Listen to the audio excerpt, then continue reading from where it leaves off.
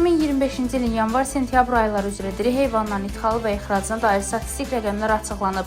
Bölgə TV xəbər verir ki, hesabat dövründə 84 diri at, qatır və at qatır idxal edilib.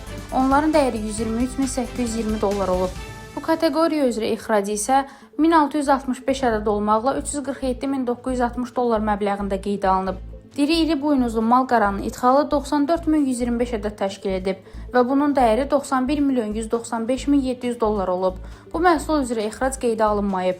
Hesabat dövründə diri qoyun və keçilərin idxalı isə 271.971 ədəd olub. Onların ümumi dəyəri $29.814.220 təşkil edib. Ümumilikdə qeyd olunan dövrdə ölkəyə gətirilən diri heyvanların dəyəri $121.133.740 olub. Rəna Rövşənqızı, BTV.